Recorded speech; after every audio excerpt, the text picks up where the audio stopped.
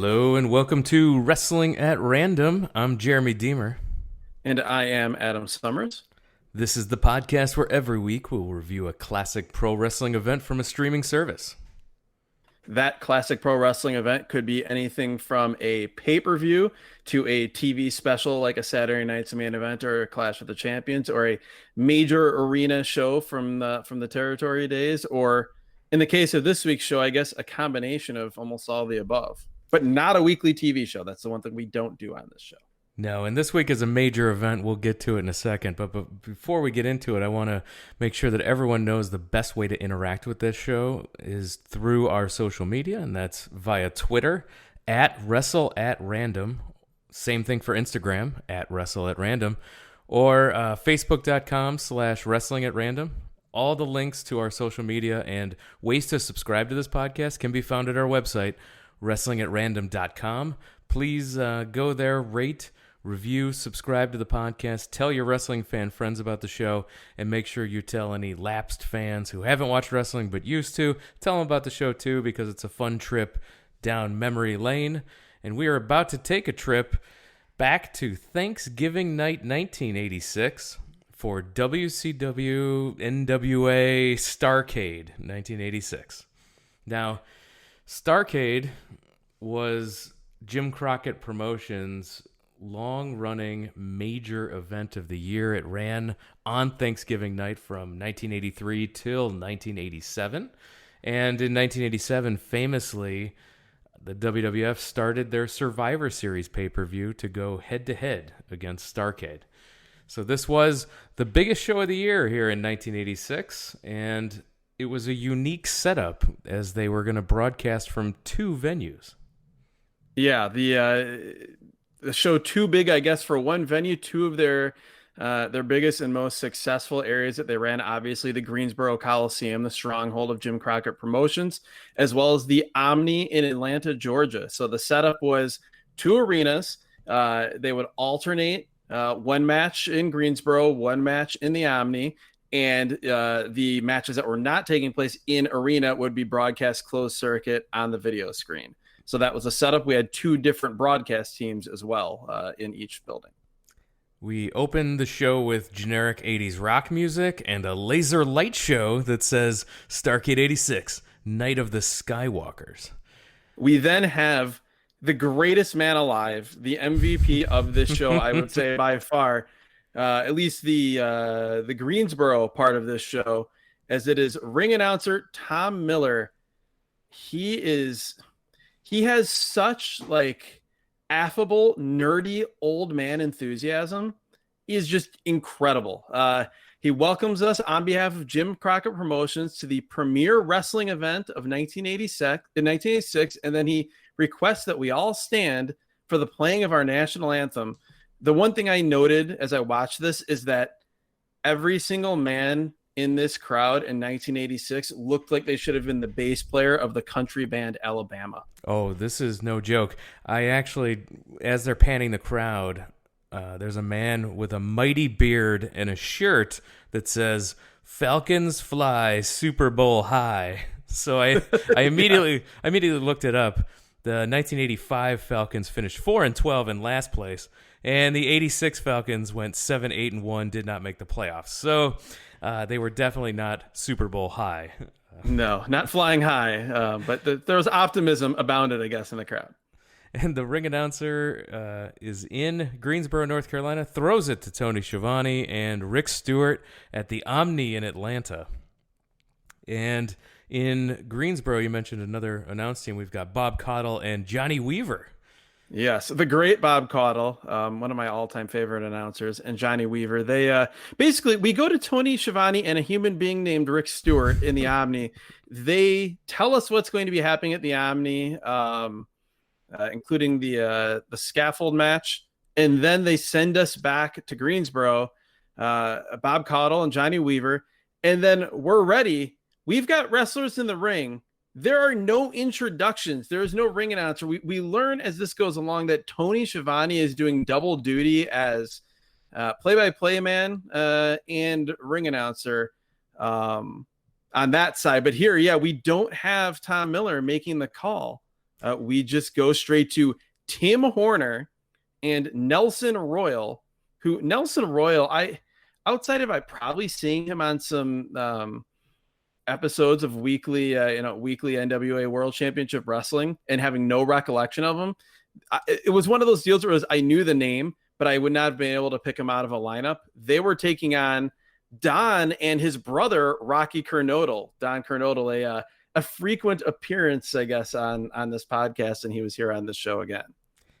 The pace of the match was way faster than you would think from these guys, especially with a guy like Nelson Royal in there, who's 51 years old at the time of this match. Oof. And he looks as though he's at least 10 years older than that. He looks like an old man professional wrestler, not quite to the ancient level of Golden Greek John Tolos on our AWA Super Sunday show that we reviewed here. Very reminiscent, though. I did write that down. Yes, but yeah, this was a fast-paced match that not a whole lot that happened in it really meant anything. The stakes were as low as they could ever be in a pro wrestling match. But the noteworthy things are Don Kernodle is awesome. We've talked about that on previous episodes. He just does a lot of cool different little things, a cool hooking clothesline. The MVP of this match I thought was Bob Caudle. Yes, Rocky Kernodle does a sunset flip off the top. And a press slam on Horner. Yes, that was not what I expected when I laid my eyes upon a Rocky Kernodle here. I did not expect a press slam. Finish was a series of reversals of roll-ups. Horner on top gets the win. Easy, nothing to it opener. Yes, I think I wrote down a perfectly fine match with no stakes at all, and that's exactly what it was. 7.5 minutes on that one. To the Omni, where we've got Shivani doing the ring announcing, like you mentioned, doing double duty. Brad Armstrong against gorgeous Jimmy Garvin with his manager, Precious. Generic music for Garvin, and I'm pretty sure his entrance music was ZZ Top's Sharp Dressed Man. So I was disappointed that we couldn't hear that.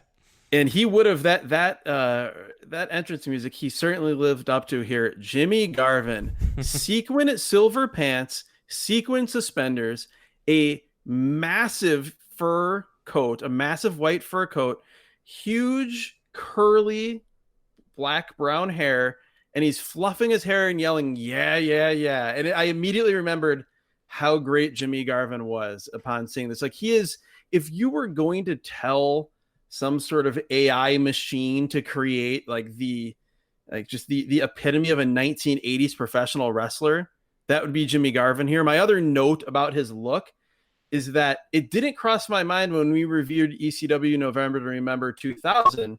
It didn't cross my mind at the time, but it did when I watched this show, how reminiscent Easy Money's look was to Jimmy Garvin here. He just needed those horrible chap things.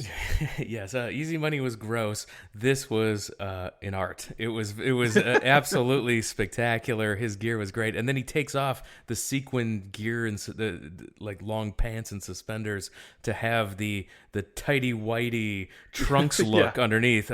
Very very heelish to have that look. So he was booed. I also mention one other thing as he was being booed. My favorite referee name of all time here, Scrappy McGowan. Yes, and we will see lots of Scrappy McGowan. We'll see lots of Scrappy McGowan, and I've also never heard a referee's name mentioned so many times on a broadcast as the name Scrappy McGowan was referenced here. And this show has a who's who of referees, as we'll get into later in the history of professional wrestling. But Scrappy McGowan was a standout.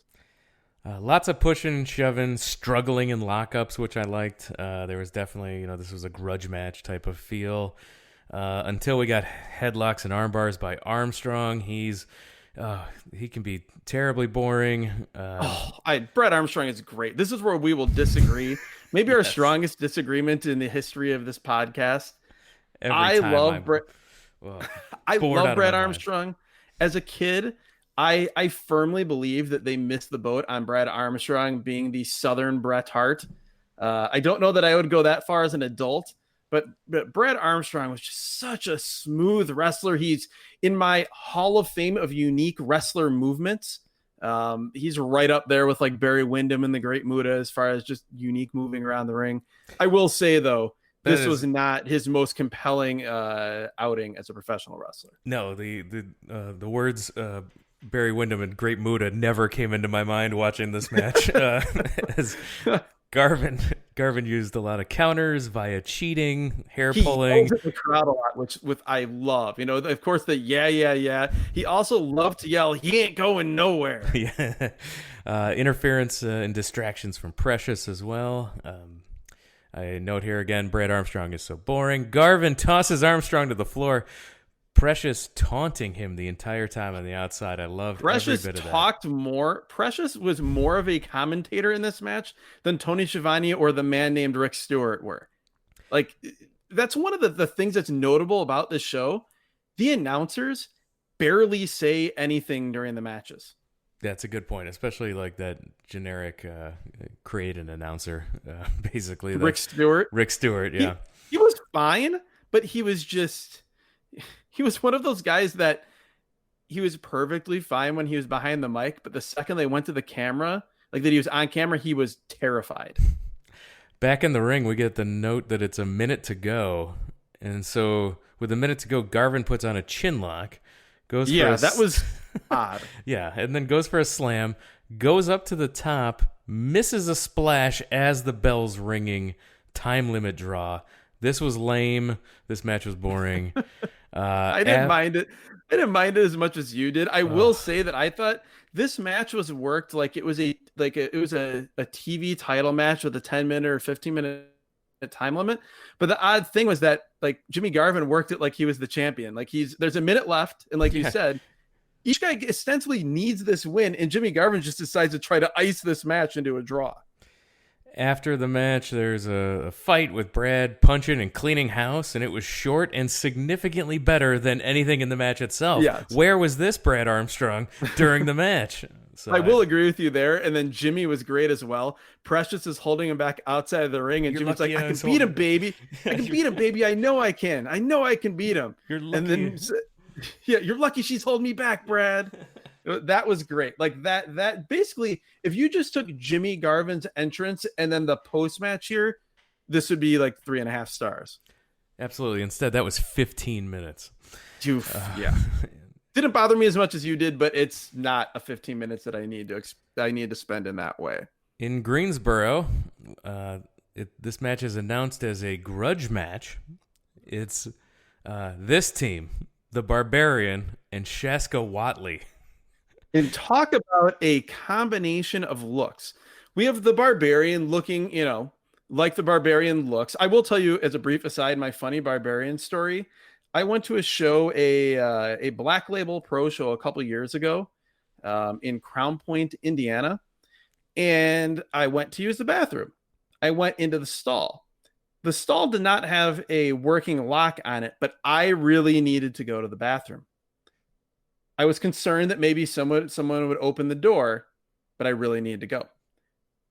And as that is occurring, someone opens the door. And who is the man that opens the door? The Barbarian in full face paint.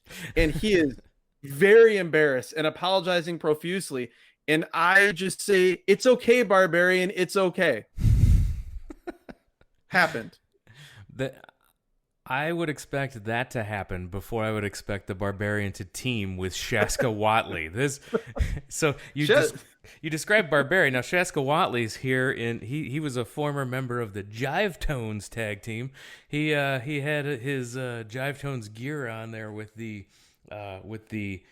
tuxedo jacket with tails, no shirt, a bow tie. And yeah, Shaska Watley, good stuff. Yes. Meanwhile, Barbarian had his like chainmail entrance gear on, in addition to just looking like the Barbarian. And to keep with the theme of incredible partners, their opponents are Baron von Raschke, that old Baron von Raschke, and the master of the claw, unless you're in Texas, which then would be Fritz von Erich.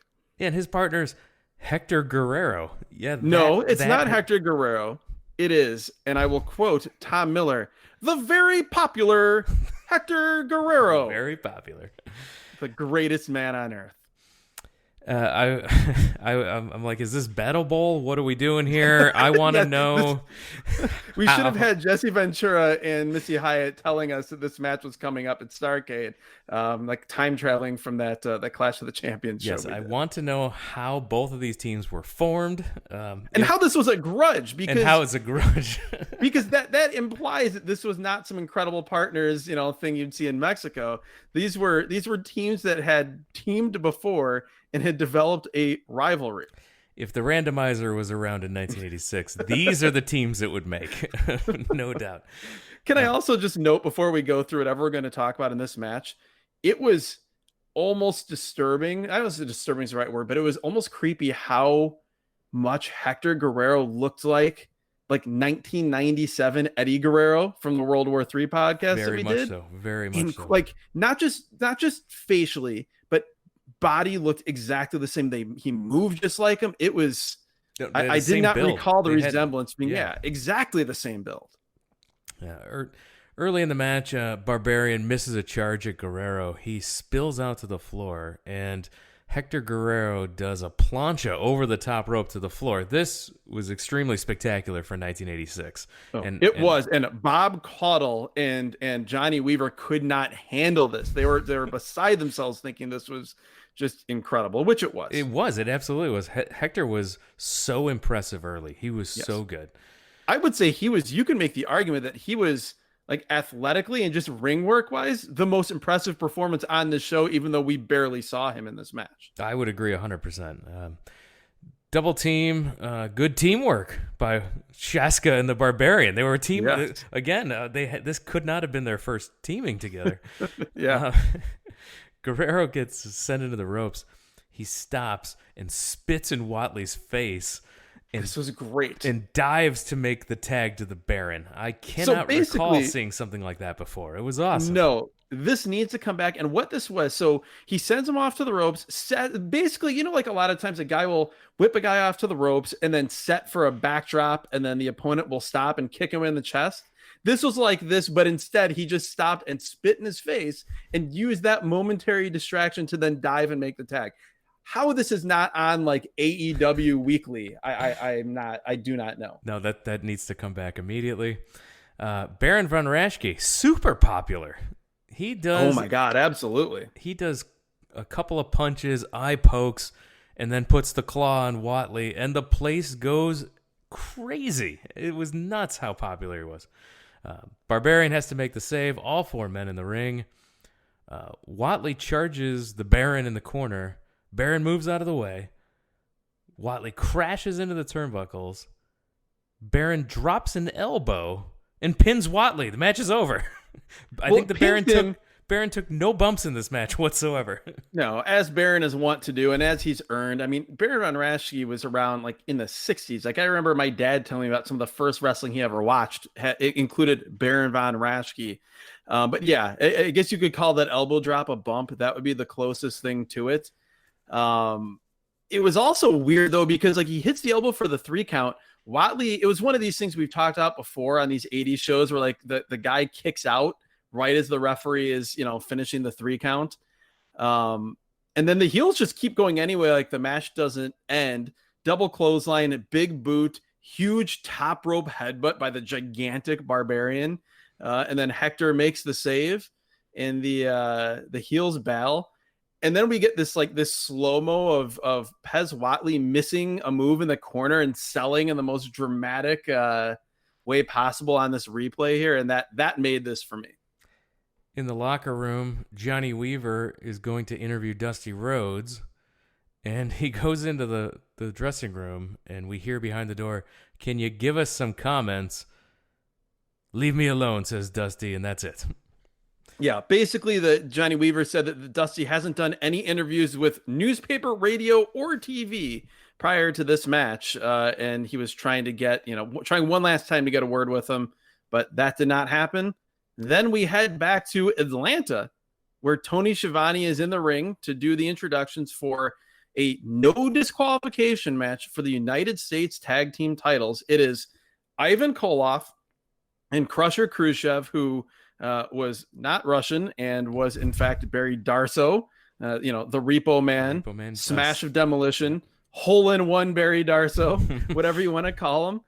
They were defending the United States Tag Team Championships against the Kansas Jayhawks, who are the very hairy Dutch Mantel and a man named Bobby Jaggers. And the team of Koloff and Crusher Khrushchev were just on the graphic. It just says, quote, "the Russians" in capital letters. So this is apparently a rematch from the U.S. Tag Title Tournament Finals. All Jayhawks early. Crusher on the outside drops Dutch Mantel's knee across the guardrail. This was nasty. That was nasty. Bobby Jagger ends up getting a hot tag, breaks down into a four-way. No DQs in this match, so nobody can stop anything. Khrushchev has Bobby Jagger in a bear hug, and Ivan, with his chain, begins to climb to the top rope. Dutch Mantel grabs his whip, which I believe they called Sue Baby. Was that the name of Shoe Baby? Shoe is the name of the whip. Shoe Baby. And so, yes, what we have here in this no disqualification United States Tag Team Championship match is one man on the top rope with a chain about to leap off of said rope and hit another man with a chain. And another man is holding a rope named Shoe Baby, and he is going to whip the Russian man with the rope. This is pro wrestling in 1986 in the United States. It's particularly in the South. Which he does. He whips Koloff in the leg, causing him to fall off the top into the ring. Khrushchev gets whipped by Mantel as well. Khrushchev and Mantel end up spilling out to the floor, where Mantel gets nailed by the chain several times. Khrushchev up on the apron with the chain. Bobby Jaggers comes off the rope, ducks a clothesline by Koloff, but Khrushchev nails him in the back of the head with the chain. Koloff covers him for the win. Still your U.S. Tag Team Champions. And, quote, "all is well in Moscow," as the Russians win. Yes, I have a few notes on this. It just sort of, I guess, playing off what you just said. I love how they start talking about, there's national pride involved. And then Tony says there's a lot of pressure on these men directly from the Kremlin. I enjoyed that exaggeration. I can just imagine the Kremlin being, very concerned about what Barry Darso was doing on Thanksgiving evening. The one thing I'll say about this match is I enjoyed the aggressiveness, particularly at the beginning of it. It was a very rugged, aggressive start when Dutch was in there and when Ivan was in there, especially. Like, I wouldn't call this especially good, but it was enjoyable for what it was. And again, kind of like the opening match, really more fast paced than I would have expected, and just a blinding amount of tags from the Jayhawks, really from both sides early. That's right. This match ended up going 9 minutes, 10 seconds. And then we head to an Indian strap match. With the worst dubbed music you've ever heard for Rick Rude. I don't even know how to describe this tune that we heard. Yeah, we hear a woman's voice say, "Ooh, Ricky, you are so ravishing. Where did you come from?" This is overdub, right? This can't be his real music here. I'm hoping that's the case. It seems as though that's the case. We've got rules in this match. It's this is Rick Rude with his manager Paul Jones against Wahoo McDaniel in an Indian strap match, with the rules being fight to the finish. To win, you must drag your opponent by the strap and touch all four corners in consecutive order. So yes, very clear. It's a variation on, we've seen chain matches. Nikita Koloff had Russian chain matches where it would be the same rules. Even going back, well, was it the Yapapai strap match between Hulk Hogan and Vader in WCW, where Hogan managed to somehow drag Ric Flair around all four corners and beat Vader that way. So these have been, through the years, this has been selling. As years have gone by, we've seen less and less of this, but this was a thing back then for sure. Paul Jones demands that Wahoo put on the strap first, and he obliges with no problem. Paul Jones is still terrible, by the way. Everything that I said about him on that previous show was the Boogie Jam show The where Boogie he Jam. was a manager. He's dressed exactly the same like frilly coat. Really, the only difference is he has a mustache here, which is quite the Yes, look. and this will not be the last time we mention the Boogie Jam as the show goes on. Yeah, or the last time we mentioned Paul Jones, unfortunately. Rude is he's posing as he takes his robe off, and Wahoo gives him a little slap on the back with the strap. A little nice touch there to say. Like, yeah, Wahoo's one of my favorites, and so I was very excited to see this match, although it did not live up to my expectations. We've got Wahoo choking Rude with the strap right away. We're told that Wahoo has never lost an Indian strap match. No, and we're also the answers were good here as well. They talk about how Bob Caudle says how it's tough to run away from each other. It's tough to like throw a guy off the ropes. We see a lot of times where guys are on the mat and then getting up, and they have to do a lot of like stepping over and stepping through. Rude gets the advantage, wrapping the strap around his fist, laying punches into the head of Wahoo. Rude is the first to try to drag a guy to the buckles. He gets two of them before Wahoo fights back. Wahoo lays into some lashes on the back of Rude. Both men are bleeding right away, and this will be a theme for the rest of the show. Yes. It feels like that ECW show from November to Remember podcast that we referenced, where I complained about every match having blood. I mean, at least they had the excuse here of this being Starrcade, the Super Bowl of wrestling. But yeah, there was a lot of blood. We had just, I guess, to further explain the rules of this strap match, like you do have to physically drag the person with you to the corner. You can touch with your hands, you can touch with your body as far as touching the turnbuckle, but it can't be a deal where like your opponent is in the middle of the ring and then you win. You have to put in some effort here. Big chop to the throat by Wahoo. That was brutal. And he's able to pull Rude to 3 buckles, but Rude fights free. Rude up top, goes to the top rope where Wahoo pulls him off by the strap. He pulls Rude to 3 straight buckles, struggling to get to the 4th as Paul Jones tries to interfere. Wahoo chops Paul Jones off the apron. Then Rude hits Wahoo from behind, who falls into the 4th buckle, and he gets the win that way? Yeah, it's not an entirely uncommon finish for this type of match, but it is a little bit weird because, again, as I just said, the rules, how they stated, are that you have to drag your opponent to the corner and touch the turnbuckle of your own volition, and neither of those things happened here. And it was like a few of the other matches in the show where it was apparently the finish. Right. I don't know. I'm used to when matches end it being emphatic that it's over. We get a ring announcement right away. The announcers reference it right away. A bell rings. That did not really happen here. And it's the second it's over, we then get a beat down from the heels, which is pretty intense.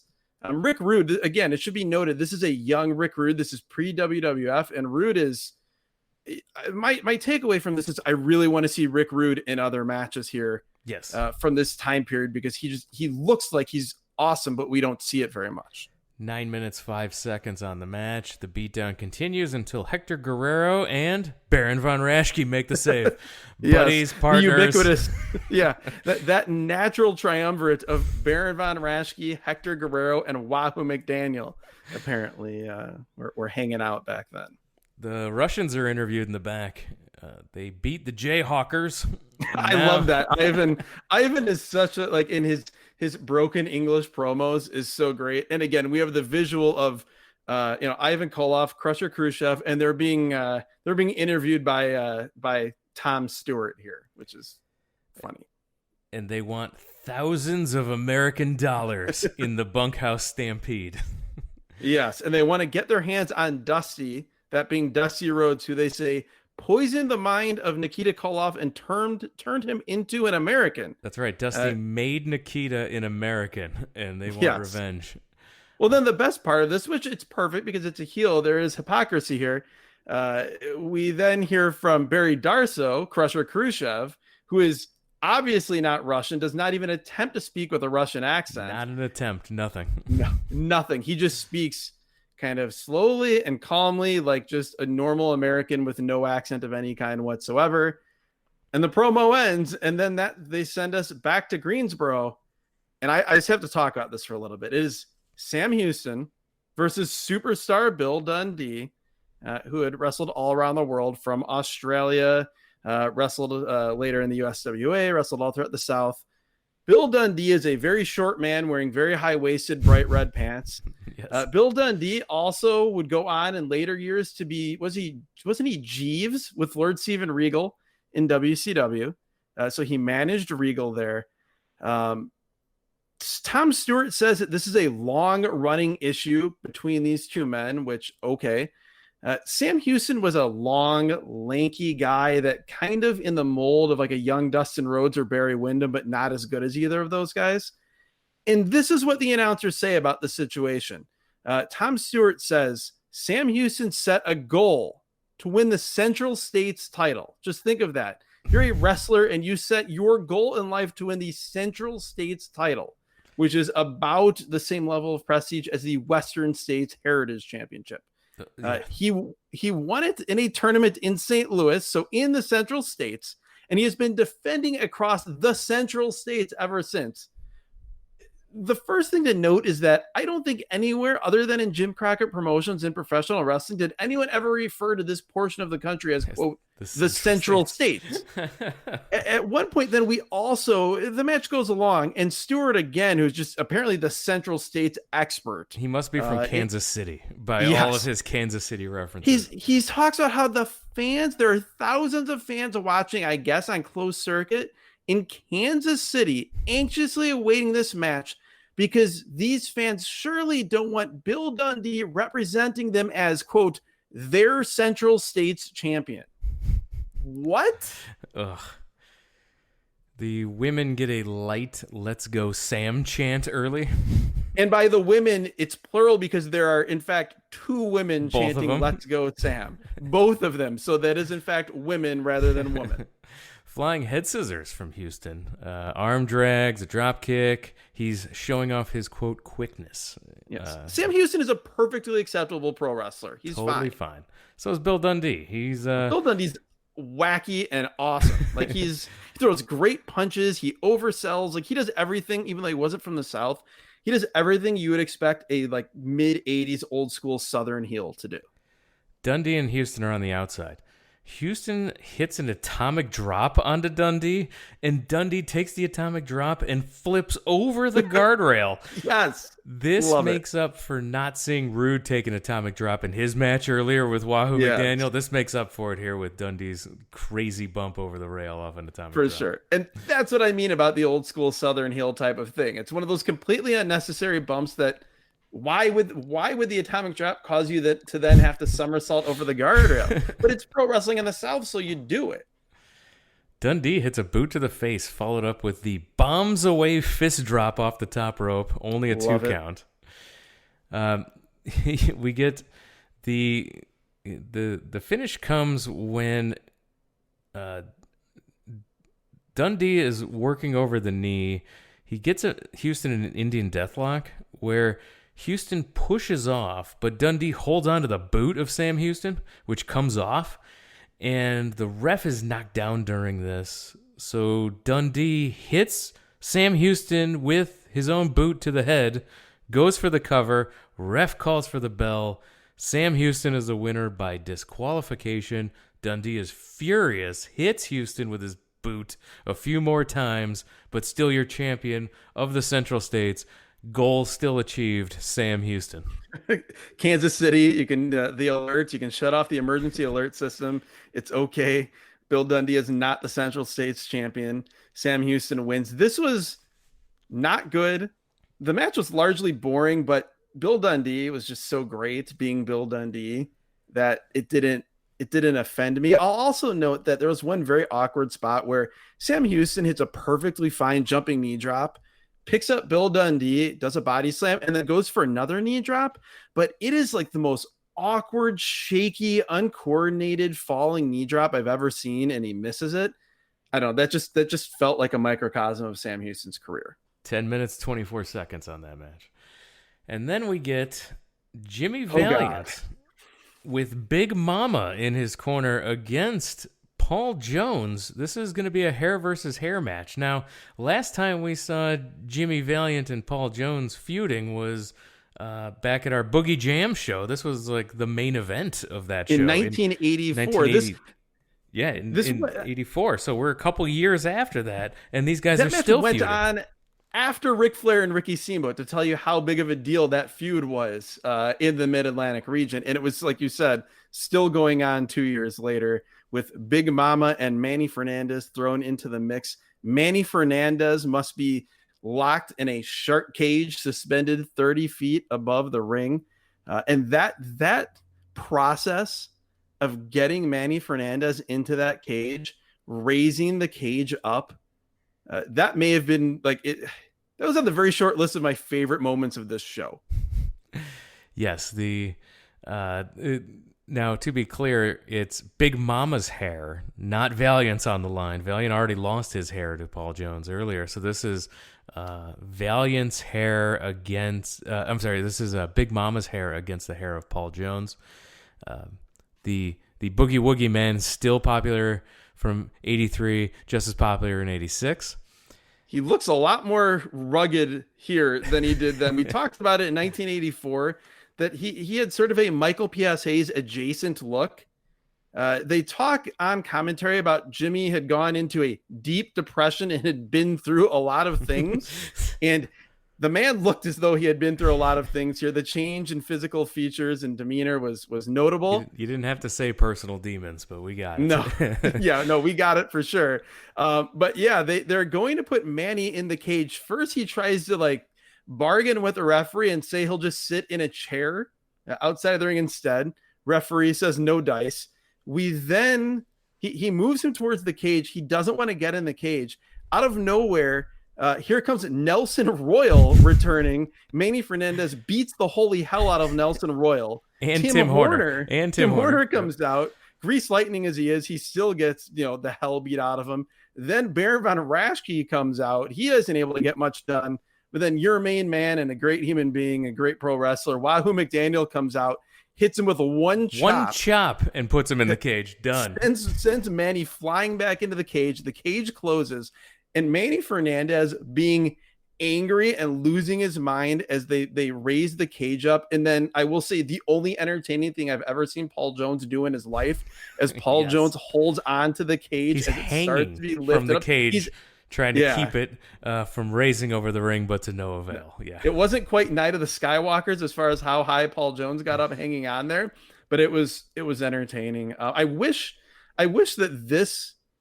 that we would have started this podcast about a year and a half ago, because I would have had a more vivid memory to tell Manny Fernandez when I met him at a Black Label Pro show where we had we were treated with a match in whatever it was, 2018 or 2019, of All Ego Ethan Page taking on Manny Fernandez.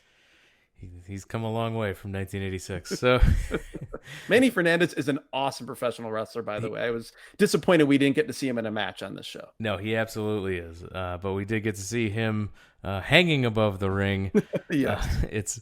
It's all Valiant early. Jones with a weapon out of his tights hits Valiant with a punch, and the weapon gives him the advantage. Of course, Valiant is bleeding, as everybody is on this show.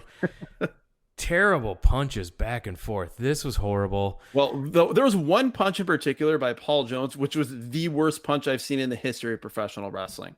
It was bad. I mean, Jimmy Valiant's punches are weird because everything he does is weird. He's the Boogie Woogie Man. He's old. He just moves strange, but he's Jimmy Valiant, so it works.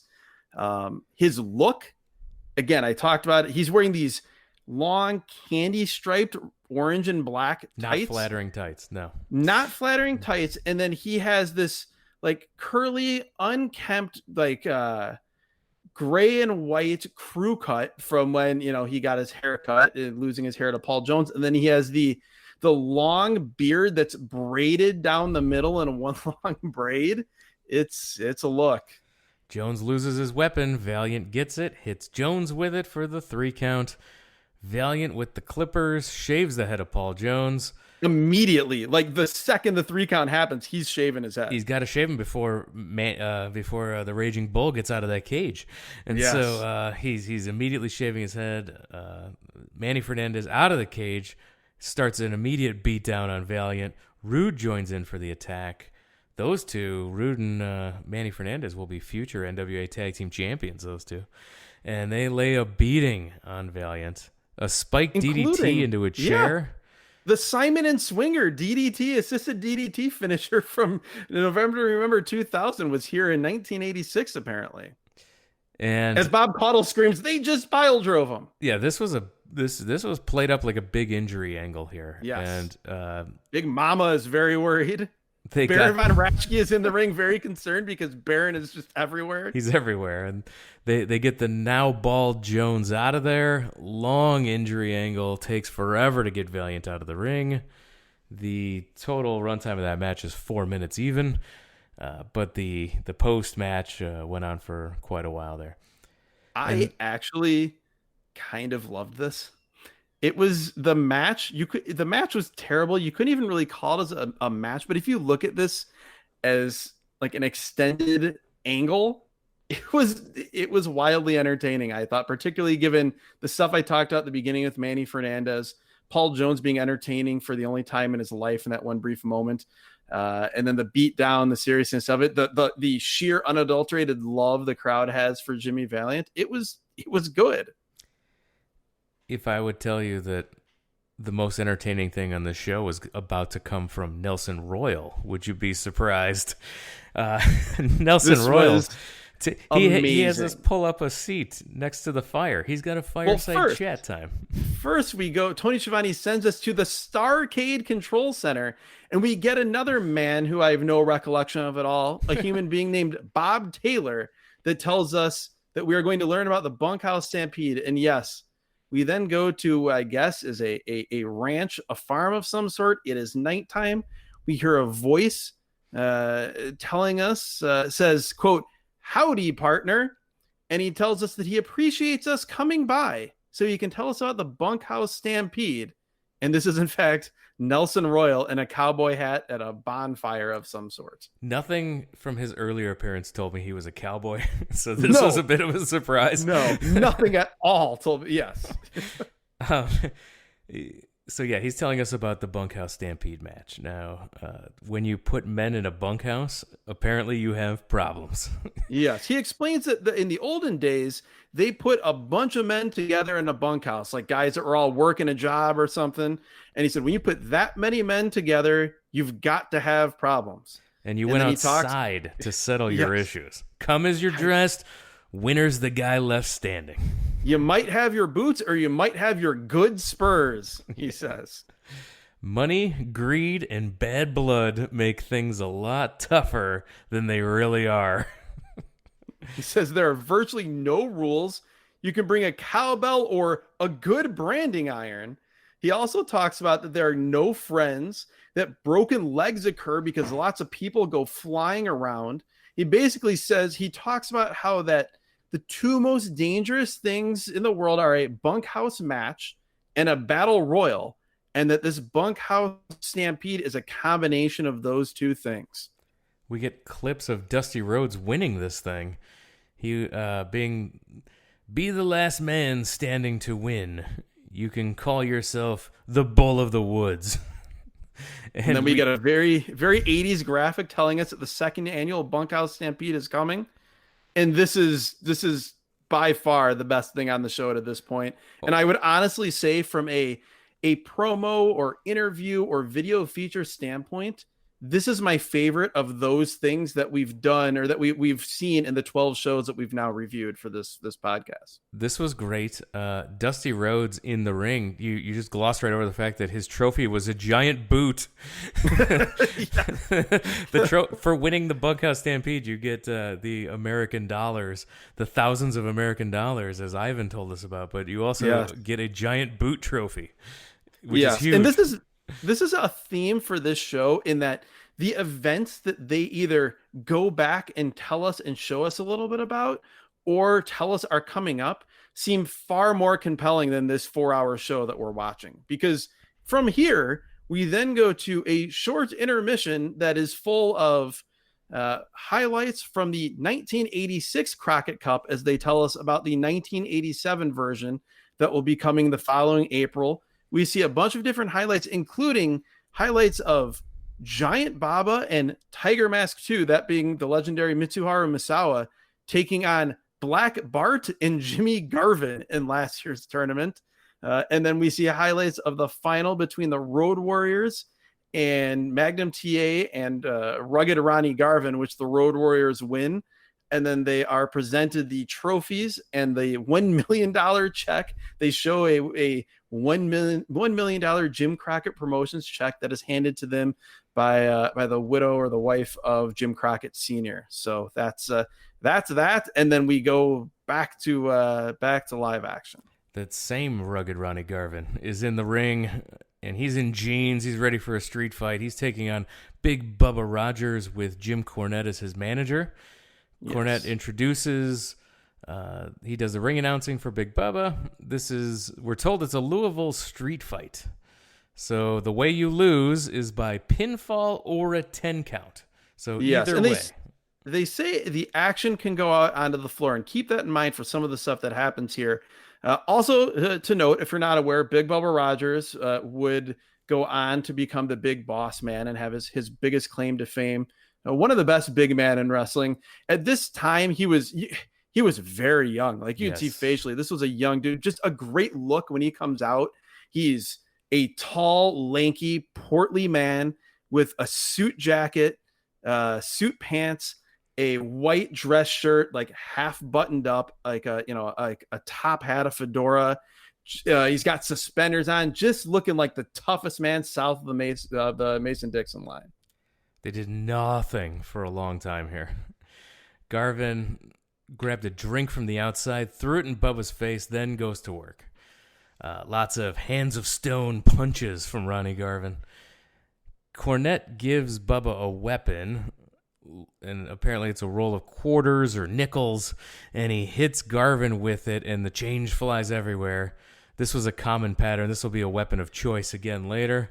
Yeah, we see that actually quite a bit on this show. When they go from venue to venue, we see a lot of the same things end up happening in different matches in the different cities. Garvin's able to battle back with some rope that he pulled out of his boot. Yes, like some twine. Yeah, he's choking him, trying to tie him up with it, while punching him in the head. Garvin's bleeding. There's a long bear hug spot by Rogers. Garvin's able to headbutt his way free. You get a right hand that knocks Bubba over the top rope to the floor.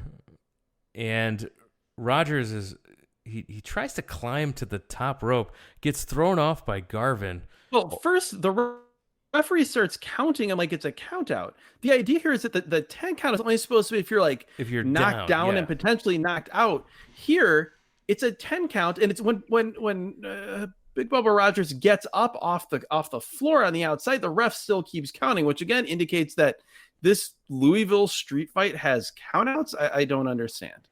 No, and so Rogers gets thrown off the top by Garvin. Only a 1 count, but Garvin the kick out was so strong that Garvin is thrown and lands onto the referee. We get a pile driver by Garvin. This was awesome. So this pile driver, it's a short pile driver, and Garvin struggles to pull him up. And in the struggle, he uses Bubba's suspenders to pull him up just enough off the ground to then be able to sit back and hit a pile driver. This probably was my favorite spot of the entire show. This pile driver was awesome. But Cornette nails Garvin in the back of the head with the tennis racket. Both men are counted down at 10. So it looks like a draw, but then it can't be a draw because there must be a winner. So the referee clarifies and says the first man to his feet will win this match. Garvin's about to get up, but Cornette cracks him in the knee with the racket. Bubba makes it to his feet, gets the win. This street fight was 11 minutes, 50 seconds, and it wasn't great. It wasn't that good at all. I enjoyed it. It wasn't great, but the thing I liked about it was that it felt like an aggressive, wild, exhausting fight, even though it was only 11 minutes. In reality, when you have two guys that just hate each other and are throwing down, they're going to get exhausted quick. And so there was, I don't know, again, it's 80s pro wrestling, but I thought there was an element of realism there in the way that played out. It was also noteworthy to me how similar the finish was here to the Fritz von Erich Great Kabuki street fight from the world-class Christmas show that we reviewed in the one of the early episodes of this podcast. We've got our first Four Horsemen appearance. It's the TV championship on the line. The challenger, Tully Blanchard, with his manager, J.J. Dillon, representing your Four Horsemen, against the champion, Dusty Rhodes. And this is a first blood match. So I was excited when I saw this match on the card, and it left me incredibly disappointed. There were elements of this that I thought were really good. I thought that the idea of this match and the structure of this match worked. I thought it was hurt by how short it was, but the presentation I enjoyed. Tully comes out, managed by J.J. Dillon. Then we get the same camera shot of Dusty Rhodes' locker room door that we had earlier when Johnny Weaver tried to interview him and Dusty would not let him.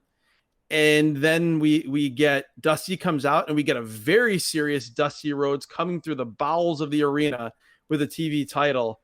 And it's the only time or the first time we really see the entranceway as the wrestlers come out.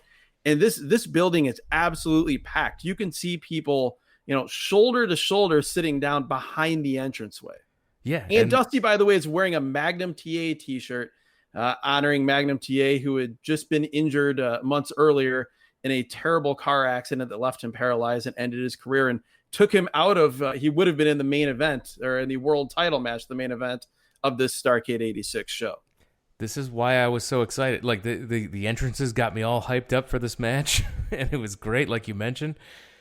But,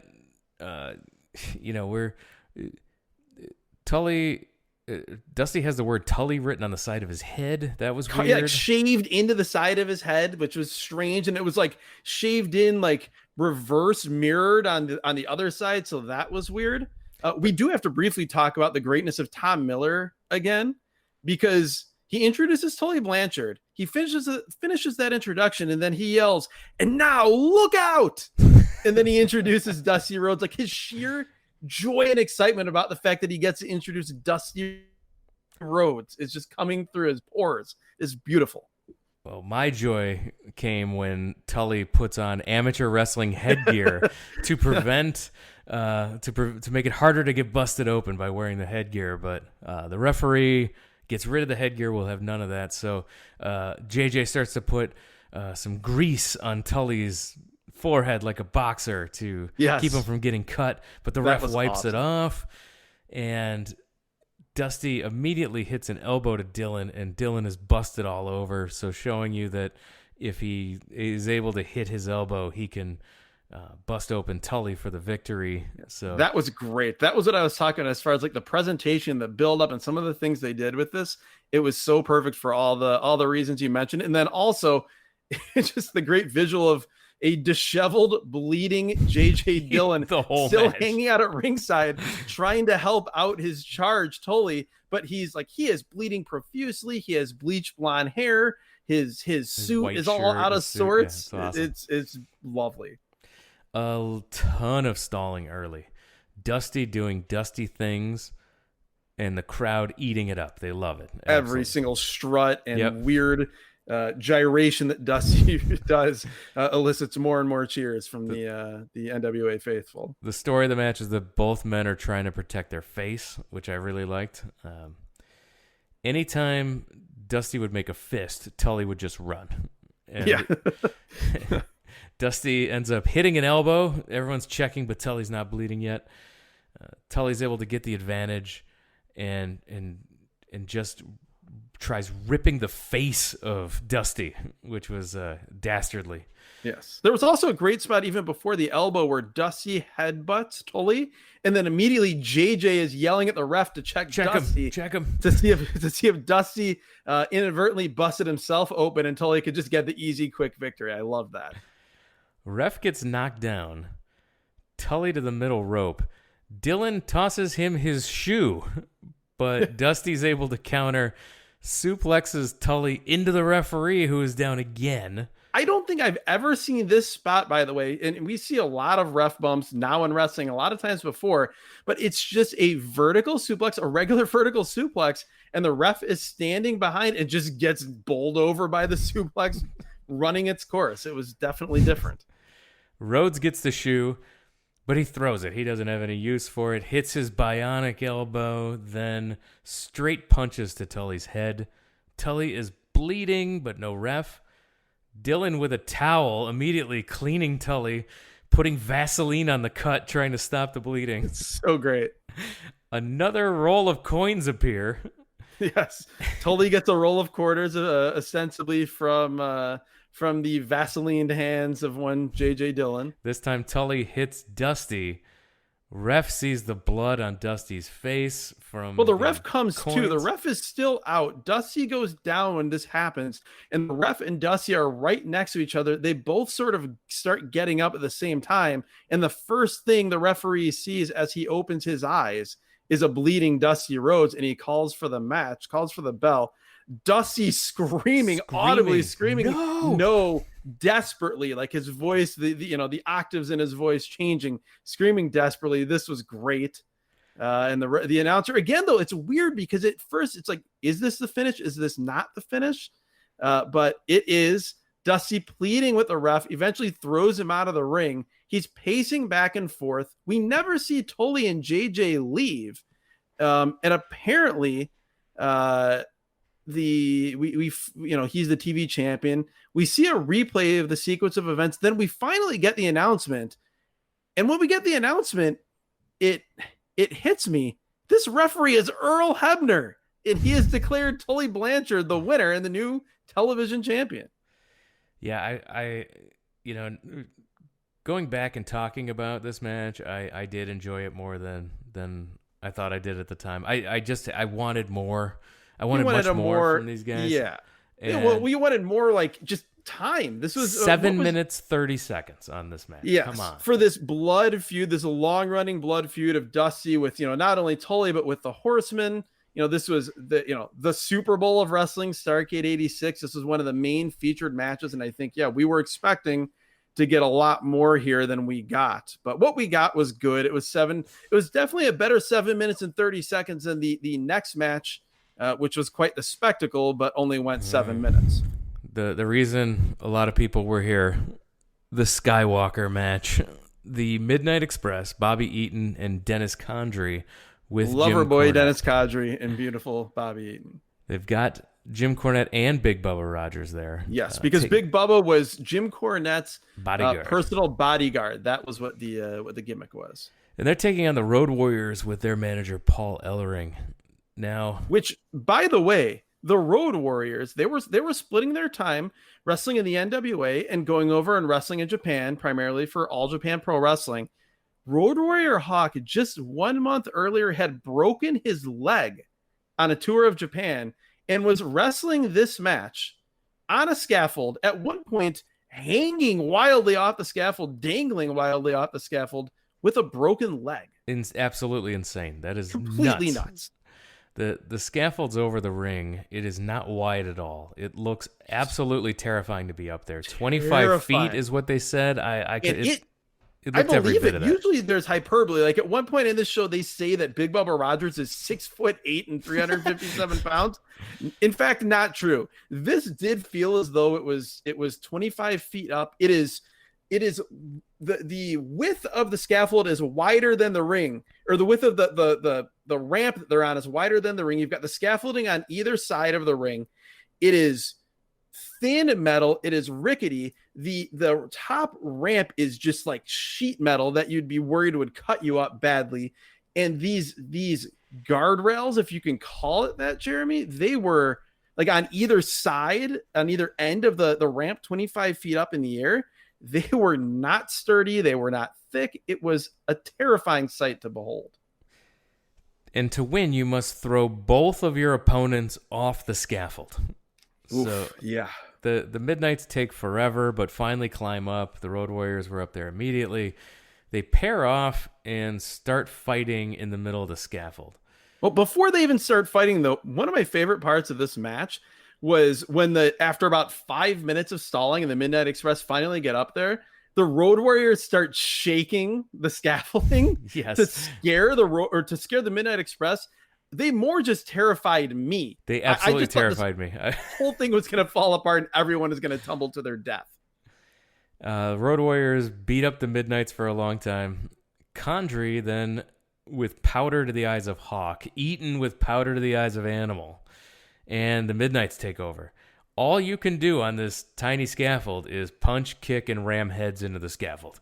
And that's all really, that you can only punch and kick while almost kneeling or laying on the scaffolding, because any sharp movements while standing is either going to lead to you falling or potentially this whole thing falling apart. Yes, just them throwing punches and kicks.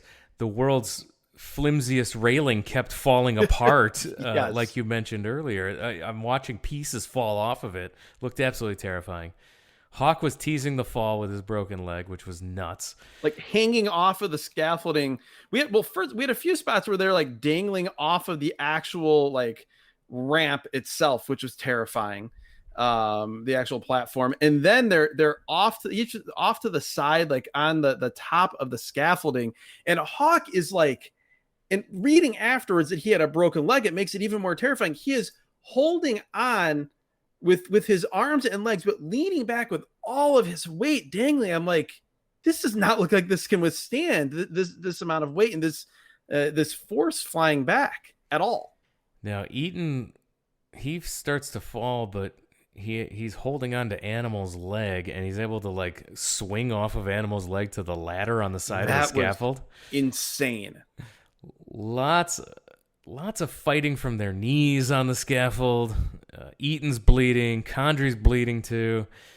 Condrey's on the ladder part that's underneath the scaffold. It's basically like a monkey bars situation. If you imagine monkey bars in a playground, that's what the underside of the scaffold is, of the actual top platform part of the scaffold is, but it's, you're 25 feet up. So yeah, they eventually, what happens is all four men are under the scaffold. Yeah, they're under the scaffold. Monkey bars under the scaffold thing. Just terrifying. All four using the scaffold like monkey bars, and Eaton and Condrey are kicked and they fall down. Well, first Condrey gets kicked. Condrey falls down. Then Eaton is up there with the two Road Warriors, and they're like kicking him, but almost like pushing him with their feet. So like he's seesawing back and forth between the two of them. And then they finally kick him off. He goes down. Two terrifying bumps, but they do a pretty good job of like using their feet to slightly break their fall, but really not taking all the brunt, the force of falling like on their feet or knees. And they seemingly come out while they're selling not too terribly injured. The Road Warriors win. Cornette ends up climbing up the scaffold. He runs into Animal. To get away of one of them, yes. To get away from Hawk and Paul Ellering. Yeah, so then he runs up to the scaffold, not realizing that Animal... Is it Animal that's up on the scaffold? It's Animal up there. Yeah, he runs into Animal. Cornette's hanging from the scaffold. He ends up dropping down, blows out his knee legit on that fall. Oh, he does not do what Eaton or Condrey did, where they kind of almost use their heels to break the fall and then immediately like take a back bump or at least fall. He takes all of the force of this 15, 20, 25, however many feet it is onto the mat. And like you said, lands feet first and immediately blows his knee out and starts yelling about his knee and carry me out while still being a Jim Cornette character. But it was clear this did not work out well. And why they thought this could work out well, I don't know. I know this is not the only scaffold match ever. So for some reason, this happened again. This was 7 minutes of horrible. Do not watch. This match sucked. Everything about this match sucked. No, it's a spectacle. And if you want to watch and just be like, how did this all not literally fall apart and everyone die? I guess it's worth it from that standpoint. But note is that in later years when they did a scaffold match, remember Great American Bash 91, they did one with like PN News and somebody against Steve Austin and Terry Taylor. And it might have been PN News and Johnny B. Bad. I don't remember. But in that one, it was capture the flag. Each side had a flag, and you had to fight your way across and get the other team's flag and then bring it back to your side. And that's how you won. So I guess a little less dangerous. World Tag Team Championship inside of a steel cage.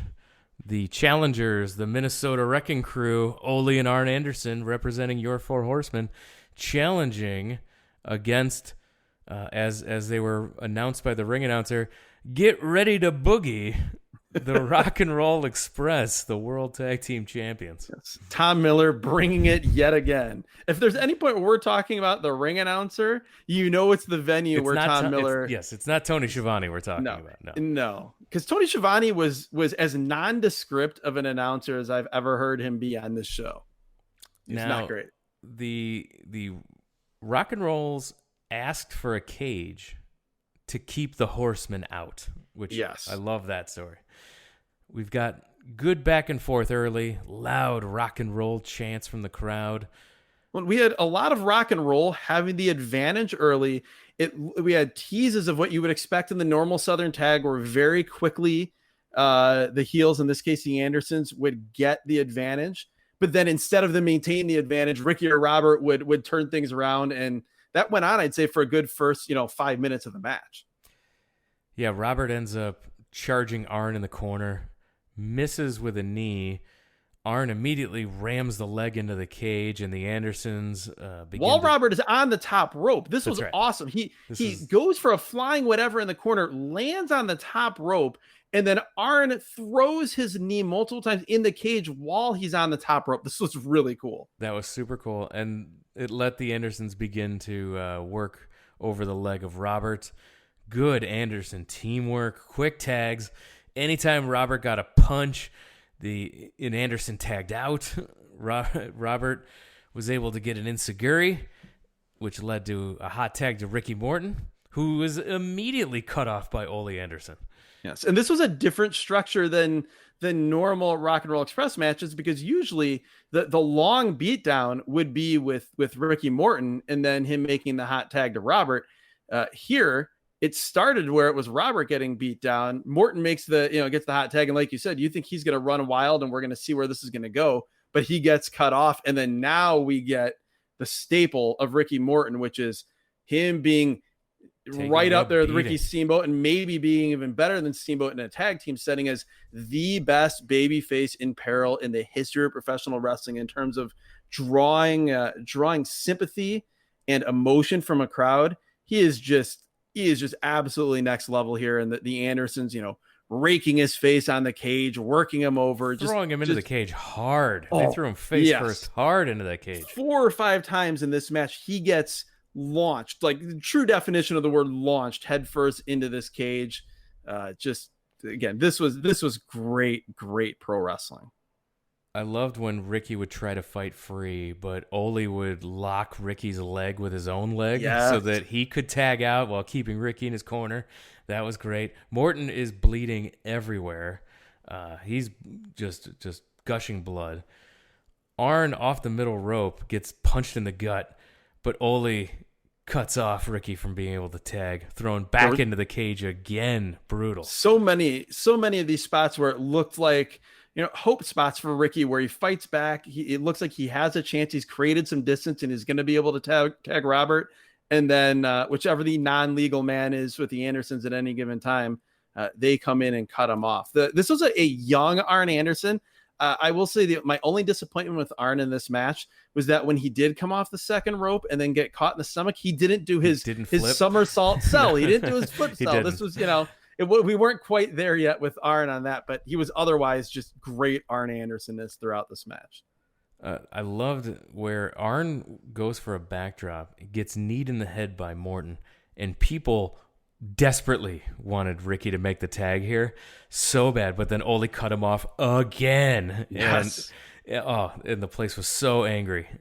Morton. We had a lot of rock and roll chants several times throughout this, trying to will him to get to the corner. The Andersons continue their beatdown of Ricky. We got an awesome spine buster by Arn, but Robert had to come in to break up the pin. Ole off the top hits his knee across the arm. With Arn holding the arm, that awesome spot. And then Ole goes to work on his armbar. Which was a finisher, and the announcers go over to tell us several times when he locks it in that his armbar, where it's that standing armbar where he stands over his opponent in almost like a camel clutch position, but holding an armbar, and it's nasty. Like, this isn't one of those rest hold arm bars where it just looks like you're taking a break. Paging Brad Armstrong. Yeah, no, that's not this. This is a real arm bar. He is wrenching on this thing, looking like he is trying to drive the will to live out of Ricky Morton here. And then you've got Ricky able to fight free. Both men colliding. Ricky still cannot make the tag. The both men colliding spot, by the way, we haven't mentioned that. I think this is the fourth match on this card, if not the fifth match that we saw that spot. Ricky with some right hands, fights his way out, still can't make the tag. He was so close this time. Every time a little closer. This was as close as he could get. And then that leads to our finish when Ricky gets a roll up on Ole into a small package. Arn comes in to break up the pin, which lets Robert come in to take out Arn. Ole picks up Ricky Morton, and Robert turns around, drop kicks the back of Ricky, who's in Ole's arms. Ricky falls on top of Ole. 3 count, still the tag team champions. The people went absolutely berserk for this victory. Absolutely crazy. What a finish. This match was awesome. Yes. Ricky Morton never got the tag. No, that's what was so great about this match, was that it played on all the conventions that you expect in a Rock and Roll Express tag team match, and it flipped them, and it still worked. Yes, this was you could have easily thought this was going to fall into a pattern, that this was going to be predictable, and it was going to be your normal, very, very, very well worked, but your normal Southern style tag. No, but it was very creative, and it was I was into every second of this match. 20 minutes, 20 seconds. This match is awesome. This is finally something good on this show. Finally something to sink your teeth into. Yeah, that I was like, God, yeah, finally a great match. What you expected. Again, I grew up on when we moved back from New Orleans, and I no longer had access in 1985 to World Class in Mid-South. I immediately gravitated to watching, NWA World Championship Wrestling on TBS. And so, this is right in my wheelhouse of first watching that. And so my expectation was that we were going to be getting a lot more things at the level of what this match was. But thank God this one delivered. Main event time. NWA World Heavyweight Title Challenger. Now American Nikita Koloff, thanks to Dusty Rhodes. Kind of. I mean, he does have CCP. He still looks very Russian to me. Still on his gear, and he was announced as being from the Soviet Union. And he had mixed. There was a sort of a mixed reaction to him. I guess we'll get to that. We have a police escort for Ric Flair. People yelling expletives at him as he comes through, which I love. This entrance was glorious. This was Ric Flair in all his mid '80s glory. I loved it. It's also noted that we still have the scaffolding around the ring that will come up later, and then. After the introduction to Ric Flair, we have some serious tracking issues on a video package, some VHS for those of you that aren't old enough to know what that is. VHS tapes would screw up sometimes and have wavy lines and tracking issues. That happens here. And we get a sunset. We see a woman just in it's just paused. This back of a woman's head. The back of a woman's head on the beach, this dubbed song talking about a woman looking for love and her life is like an empty box. Is this the real song, or is this a substitute song? Because this song was horrible. It can't be, because it sounds like some sort of like must know. Something you'd hear in like the late 80s, early to mid 90s. Like, this sounds like something that Richard Marx would have recorded. Someone please let me know if this was the actual song or if this is an overdubbed WWE Network version of the song. So let us know if you hit us up on Twitter. Let us know. So we have this dub song continues. As I said, talking about this woman's life being like an empty box. And then, we then see Magnum TA slowly running on the beach in a Speedo. Nope. First, he's running in the clouds. Oh, yes. He's running in the clouds. We got this like crossfade of the clouds with like an eagle soaring through the air. Magnum TA running on the beach in a Speedo. The sunset again. The eagle flying through the air again. Magnum runs to the woman. They hold hands.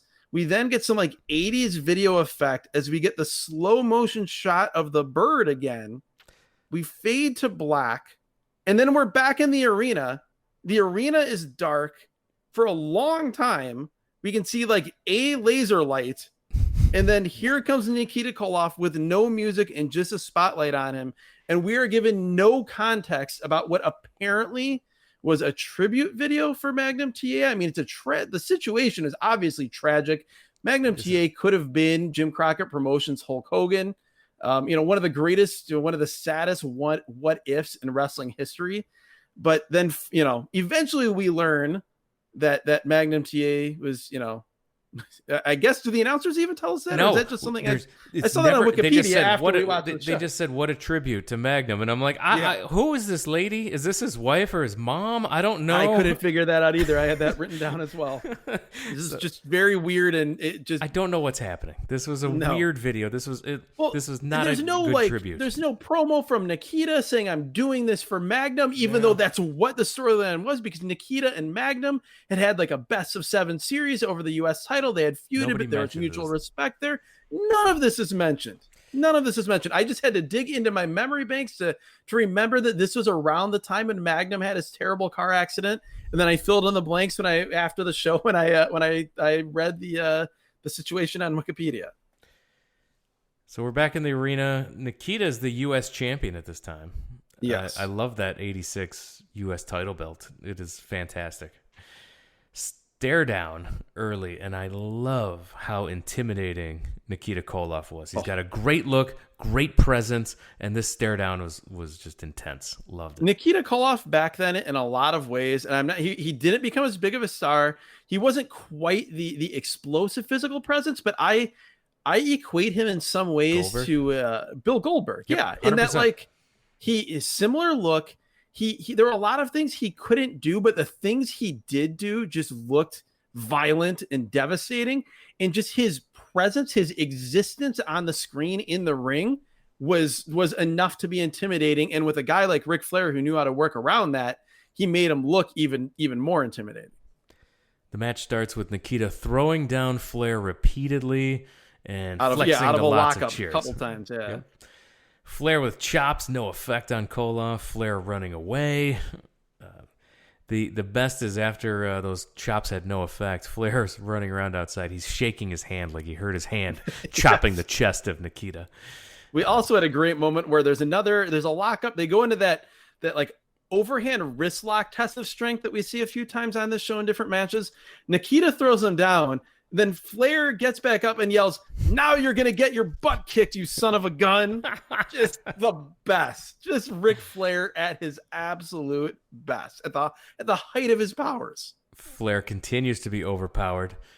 Nikita with a body slam where instead of just like slamming him down, he actually throws him across the ring. Yes. He does this a couple times. It's not like a slam where he picks you up and throws you down. He picks him up. It's not a press slam, but he picks him up in regular body slam position and sort of throws him like you would in a press slam. It was awesome. Bear hug by Nikita on Flair. And Flair yelling in pain is one of the best things that he does. Not enough people talk about the greatness of Flair yelling and screaming in pain to really make a hold feel important. A boring bear hug by Nikita Koloff was exciting because Flair was screaming about the different as they moved around in the bear hug, different points of pain. It was an interesting bear hug, though, if you can ever say that, in that he has him in the regular bear hug. Then he lowers him to the mat to like try to get a pin because Flair's in so much pain. Flair rolls his shoulder at 2 a couple times, and then Nikita slowly like lifts him back up while still in the bear hug into the full vertical bear hug position. It's something I don't recall seeing too many times. Nikita missed a charge into the corner. Flair pounces on the attack, gets him in a long delayed vertical suplex. Flair Oh boy. nails it and celebrates, but then Nikita pops right back up. That's not all that pops here. So Ric Flair, this is a legendary spot. Ric Flair hits this big vertical suplex. Nikita Koloff crashes to the mat. In the process of crashing to the mat, I don't know any other way how to describe this, so I'm just going to describe it. Hence, Nikita Koloff's penis falls out of his singlet. And the coolest cat you've ever seen in the world, Tommy Young, the veteran referee, one of the greatest referees of all time, just calmly walks over, and if you can do this inconspicuously, he just lifts up the crotch area of Nikita Koloff's singlet as he is still laying on the ground and tucks said penis back into said singlet. And Nikita pops up, no cells, and the match continues, and no one in the building is the wiser. I wasn't the wiser. I was so enjoying Ric Flair celebrating this suplex that I missed that entire thing altogether. I had remembered hearing about this for so long, just like the ridiculous things that have happened in pro wrestling. And then as this match was going on, I'm like, that spot was Ric Flair versus Nikita Koloff. This has to be the match. And then it happened. And just Tommy Young's reaction, like he does not do like this, anything you would expect any human being to do. Like he just completely no sells it, walks over and just lifts the singlet, tucks what needs to be tucked back in, and we are just continuing the match. Nikita popping up after that suplex horrifies Flair, who just runs away, runs into the crowd to think about what to do next. Yes, jumps over the guardrail into the extended area where there are no fans, because on those two sides, the fans have been pushed way back because of the scaffolding. So Nikita catches Flair coming off the ropes with the Russian hammer, which is basically just a choke that just a running choke that slams you to the mat. It's not quite a choke slam, but I guess it's like the prototype for it. I had no recollection of this move existing or being called the Russian hammer. I guess it's the hammer and sickle. I remember the Russian sickle. I know the Russian sickle. The hammer did not take quite as much. Nikita charges Flair looking for his clothesline, which is the Russian sickle, like we just mentioned. But Flair moves and Nikita tumbles over the top rope to the floor. Flair wraps the knee of Nikita around the post, chop block. Flair goes to work on the leg. We get a figure 4 on Nikita. Flair using the ropes for leverage. This is all classic Ric Flair. Flair's got Koloff in the corner again. He tries chops, no effect. The upper body can't be hurt, but he's walking with a limp now. Yeah, but which we don't. If you notice, we're not talking about the announcers, the play-by-play men, and the color commentary men that much. It's because again, they almost don't talk at all on this show. They rarely say anything, but they do make exactly that point that you just said here. Yeah, and Flair's able to. He's again able to put Nikita to the floor. Both men on the outside. He throws Nikita's face first into the scaffold that's still out there, and Koloff is bleeding. Flair works over the cut, knee drop, punches to the head. Koloff makes a comeback, throws Flair into the corner. He does his Ray Stevens flip over the top, over to the outside. Takes out the cameraman. It was followed up by Nikita smashing Flair face first into the scaffold. Flair is now bleeding also. Back in the ring, we get a Flair flop after a good back and forth exchange. Nikita goes for a flying shoulder tackle. Yep, flying shoulder block, knocks Flair flying into the referee. Yeah, Tommy Young, who's the referee, as you mentioned. Down with a leg injury. Knocked out of the ring, holding his leg on the floor. He's injured. Nikita with the Russian sickle clothesline on Flair. He goes for the cover, no referee. The Long crowd, visual pinfall. It gets like a huge, 7 or yes. 8 count in here. So Nikita's leaning through the ropes, trying to pull the referee back in. Flair, As Scrappy McGowan, by the way, our friend from earlier in he's the show, also tending to the referee. He's tending to Tommy Young, trying to help him get back. Yeah, so Flair hits Koloff with the knee to the back. Referee Scrappy McGowan slides in, but it's still only a 2 count. Flair moves, and Koloff hits Scrappy with a clothesline, and that was sickle. Kills one of my him. favorite moments of the show. Well, it's also great because Scrappy like gets in, has this big moment to be the ref, and immediately gets murdered. Koloff choking Flair in the corner. Tommy Young is back in. He's alive. His leg is okay. He tries to get Koloff to break the choke. Nikita pushes him to the mat, and I immediately said, "Oh, don't disqualify him." No. And he doesn't. Don't push that man again. Do not do it. He does it again, and this time Tommy calls for the bell. Lame DQ finish, but Nikita starts killing everyone, and it was awesome. Well, we get all the face geeks from earlier in the show first come out. And then, well, first all the non-horseman heels come out. And so you've got, all those guys come out, and they're at first seemingly trying to separate the two men, but then they're actually just holding Koloff back. Yeah. So Flair can go after him. Flair goes to work on him. Yes, Flair goes to work on him. Then all the babyface geeks come in. All hell breaks loose, and then Nikita's just killing everybody. It was awesome. Nikita kept fighting, kills everybody. The locker rooms are empty. The good guys' locker room, bad guys' locker room, they were keeping everybody apart. Total chaos. Official decision, double disqualification. Flair keeps the belt. It was a good-looking, fun pull apart at the end, but not the finish you want for a big event like this, your Super Bowl of wrestling. Not the finish that I would think. And they immediately go to the announcers, who Tony Schiavone again tells us they call it the Super Bowl of wrestling, which I've seen many a Super Bowl, and never does the Super Bowl end with no winner. There's always a winner at a Super Bowl, unlike this show, where we had a double disqualification in our main event. Yeah. We did, I guess, sort of a note, as I talked about after this show, trying to figure out what the hell was going on with that video package. We did learn, in fact, that it was originally going to be Magnum TA and Ric Flair in the main event of Starrcade. But when Magnum TA had his car accident, was temporarily paralyzed, career over, the NWA decided to have Nikita Koloff turn face and have this match. You could make the argument that maybe Magnum TA was scheduled to win the title from Ric Flair here. And that obviously was out the window. They didn't want to have Nikita Koloff be the NWA champion. So they basically booked themselves into a situation where they had to do this as a finish. But you'd like to think that there's some better way they could get out of this than how they did. Best match for me by far was the tag team title match. What an awesome show. What an awesome match. Absolutely. That match was everything that you've ever heard was great about the Rock and Roll Express.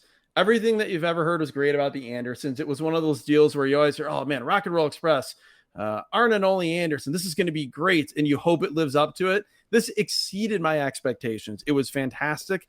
It was the only thing I could say on this show that even met my expectations, much less exceeded them. Lots to choose from here. What's your worst match? Oh God, why don't you go first? I know I do that a lot, but I have to. Go first, and I have to. In recounting this event, I forgot how much I hated the Jimmy Valiant Paul Jones match. So it was only 4 minutes, but boy, that's pretty close. That's got to be the worst match for me on this show. I can't in good conscience say that, just because I loved, as I talked about, the beginning and the end of that match, even though it wasn't Manny Fernandez took you to far enough to not have that be the worst. Was it? Manny Fernandez absolutely did. To me, I mean, I could say Horner and Royal versus the Kernodles, but it was fine. It was fine action. Fine. I would Armstrong say and Jimmy Garvin, I could do that too. It was slow. It was bad. Oh God! You know what? I can't say Hector Guerrero and Baron von Raschke against Watley and Barbarian, because the Guerrero Barbarian stuff is really good. Yeah. I'm gonna go with I'm going to go with Sam Houston and Bill Dundee. Sure, that match was 10 just minutes. Because Brad, I got things out of the Brad Armstrong match. Like I said, I love Brad Armstrong, even if he wasn't great here. Jimmy Garvin was a fantastic heel, whereas Sam Houston existed. Bill Dundee was okay being Bill Dundee, but there was nothing that compelled me enough to say I didn't dislike this match. So overall, a pretty disappointing show considering the expectations I had going in. But we did see in what I would say Rock and Roll Express versus Arn and Ole Anderson, one of the best matches that we've watched so far yet on this podcast. Absolutely. That's the only thing worth watching on this show, that and the Magnum TA video. So with that, yes. Let us know. And the Bunkhouse Stampede Explainer from Nelson right. Royal. Nelson Royal. If we're allowed to use a video package or a promo as match of the show, that would be like the 1A to the tag title match. And every single Thursday, we will post on social media what event this week's episode will cover. So make sure you're following us at Wrestle at Random for Twitter and Instagram, wrestlingatrandom.com for all the links to subscribe to this podcast. Continue to spread the word. We really appreciate it. And with that, we're going to wrap it up. Adam, thanks for joining us. Definitely. Thank you, Jeremy. This was...